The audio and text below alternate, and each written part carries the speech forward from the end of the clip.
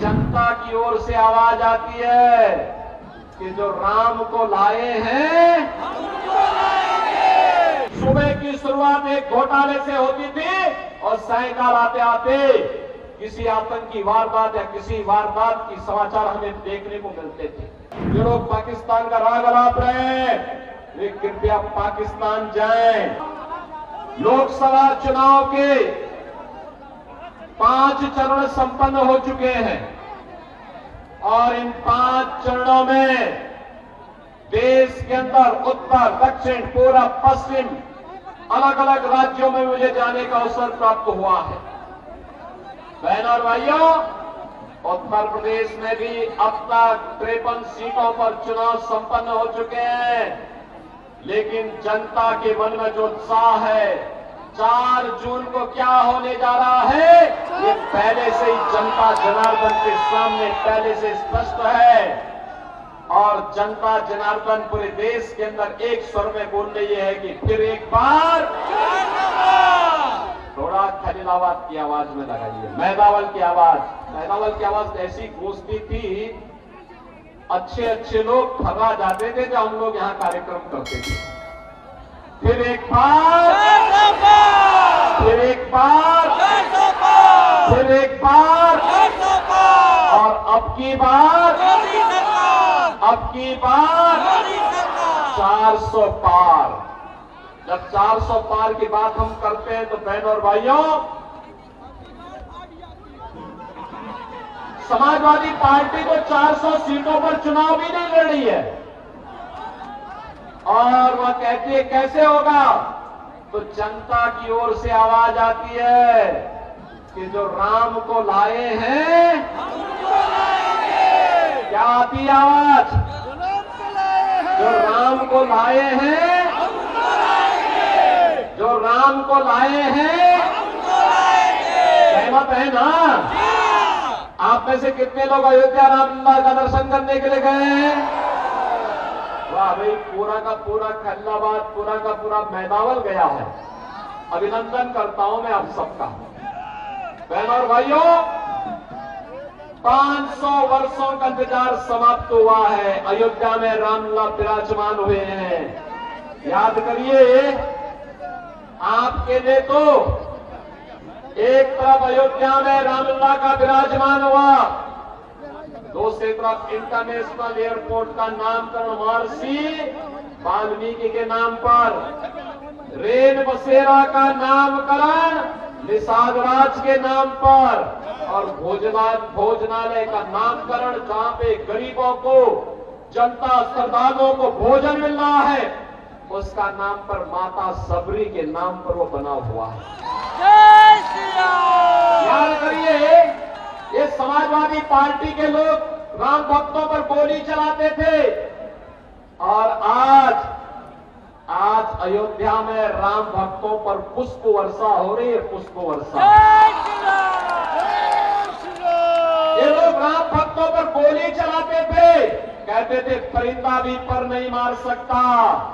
और बहनों और भाइयों, आज अयोध्या धाम में भक्तों की आवभगत होती है, राम भक्तों की आवभगत होती है और अयोध्या को एक बार फिर से त्रेता युग का गौरव दिलाने का काम कर दिया गया है। ये समाजवादी पार्टी राम भक्तों पर तो गोली चलाती है और जिन आतंकवादियों ने राम मंदिर पर आतंकी हमला किया था उनके मुकदमों को बेशर्मी के साथ वापस लेने का काम करती है।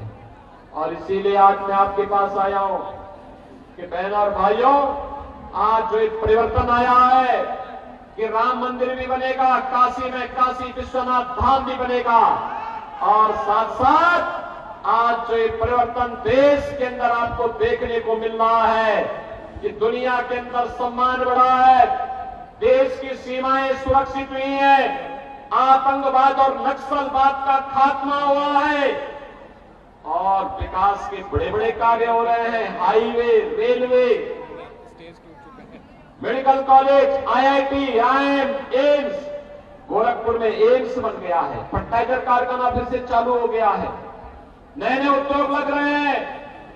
पर्यटन के नए केंद्र के रूप में बाबा तामेश्वर नाथ का धाम भी विकसित हो रहा है और संत कबीर नगर की पावन महानिर्वाण स्थली को कबीर पीठ के रूप में एक बार शोध और इनोवेशन के नए केंद्र के रूप में विकसित किया जा रहा है। योगी आदित्यनाथ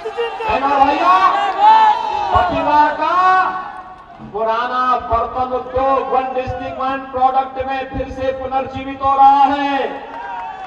और यही नहीं आज तो विकास के साथ साथ गरीब कल्याणकारी योजनाएं, याद करिए समाजवादी पार्टी के समय में लोग भूख से मरते थे, दवा के भाव में दम तोड़ते थे, किसान आत्महत्या करता था, नौजवान पलायन करता था, बेटी और व्यापारी की सुरक्षा खतरे में थी। सुबह की शुरुआत एक घोटाले से होती थी और सायंकाल आते आते किसी आतंकी वारदात या किसी वारदात की समाचार हमें देखने को मिलते थे। आज 80 करोड़ लोगों को मोदी जी के नेतृत्व में फ्री में राशन की सुविधा का लाभ प्राप्त हो रहा है। 80 करोड़ लोग फ्री में राशन 4 वर्ष से प्राप्त कर रहे हैं। मोदी जी ने कहा है अगले 5 वर्ष तक लगातार जारी रहेगा। बहनों और भाइयों, जो लोग आज पाकिस्तान का राग अलापते हैं, मैं उनसे कहना